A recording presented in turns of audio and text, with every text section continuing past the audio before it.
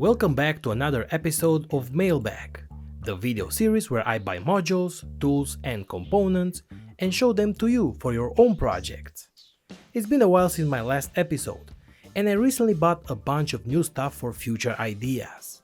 I'm working on some cool stuff, such as a long-range radio controller or a VGA huge monitor MSLA printer, and a bunch of other cool ideas. That being said, let's get started. What's up my friends, welcome back. Let's start this episode with something tiny, and then pass to the bigger parts that I have prepared for you guys. This here is a super tiny module for a battery level indicator. I think it's the smallest indicator I found so far. It is only 4 by 9 millimeters. The model that I have is for a 2S battery, but you could also buy the model for 1S. So let's check it out. I have it connected to my power supply and change the values, knowing that its level is from 6.2 volts up to 8.6 volts for a fully charged battery of 2S.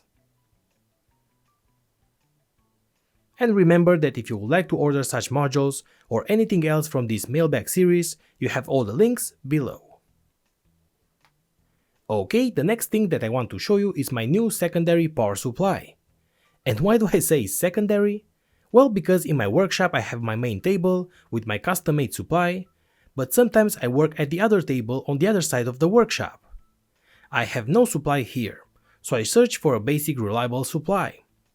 This one has 600 watts, and it could output 30 volts at 10 amps on single channel, 30 volts and 20 amps on parallel connection, and 60 volts and 10 amps in series connection. To test it out, I first connected some halogen lamps, 2 in series.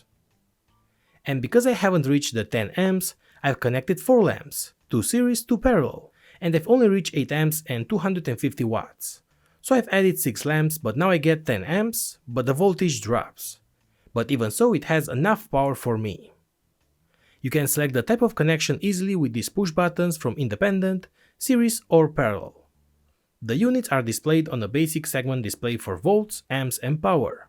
And you have these manual encoder knobs for adjusting the values. I always prefer using knobs than push buttons. And it also has a useful 2 amps USB output. It will be perfect for my side table for powering my projects. And this brand also has some different series for supplies with different specs, so check the links below. Now I finally have a supply for my second table, and as you can see here, I've also received something big from Vevor for my birthday, but that will be for a separate video. Okay, so my next mailbag product I want to show you is my new PCB that I've designed for my next school project. This PCB will go with this, a bicycle. Actually, it's a tricycle, but that doesn't matter. What matters is that I'm designing a powerful EBIKE ESC with regenerative braking, ESP32 control with Wi-Fi connection, sensored and sensorless control, 36 volts motors, rotor driver and a bunch of extra stuff. And by the way, by the rotor driver I mean that it will be able to control the rotor of a car alternator and control the power precisely. It will be super awesome, so stay tuned for that, because my e-bike will be fully homemade. A homemade motor, homemade ESC and battery pack, homemade throttle controller and homemade gear transmission. I'll share my design for free, so stay tuned for that. And speaking about the PCB design, I always manufacture my design with PCBWay. And not only that their production costs are so low for only $5, but it's also very easy to order, fast delivery time and very reliable. I can have my PCBs in just a few days. I've just ordered my transparent PCBs a few days ago and they look amazing with this gold finish. So if you also have an interesting project, go to PCBWay.com, click the Code Now button, select the settings for the size, the amount and the color and so on, and on the next page upload the Gerber files for your PCB. Make the order and in just a few days receive your own board professionally made for you. Oh, and on top of that, if your project, as in my case, has a metal or a plastic part, as for example the gears for my e-bike, you can also use the CNC services of PCBWay and create any part of CNC aluminum, metal sheet bending, 3D printing or mold injected plastic. The links are below. Okay, the next thing that I want to show you is my new fully portable soldering iron. I've been working myself on a fully portable iron as well for a long time, But I'm well behind, because this iron is battery based and performs the same as a cord iron. It uses those high quality tips as JBC and heat up in a couple of seconds, using just 10 watts of power, which is not much but enough for a lot of my projects. The design is compact, and with this knob you have 6 power settings already predefined, but you can also set the temperature using the push buttons if you need an exact value. To charge it you can use the USB Type-C connector. And by the way, you can also change the battery if you want a new one. And if you are working outside, just by carrying a second battery, you can double the working time. And about that, working at around 400 degrees, which is around 60 to 80% duty cycle, and the battery is 9.6 watts hour, it could be used for a bit more than 50 minutes, without stopping. But because the iron will enter sleep mode automatically, you can use it for more than 50 minutes, and that's enough for me. It arrives with different shapes for the tip. And it also has a cover if you want to store it and the tip is still hot, or you don't want to bend it. For the price, I think it's a good purchase for my workshop.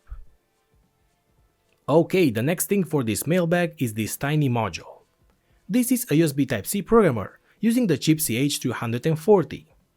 And that is the same chip that I've been using for years for all of my Arduino or ESP32 boards. It's the chip that you can find on the back of the Arduino Nano, and is a UART chip that programs the microcontroller. So, for example, my last dev board based on the ESP32 had this chip.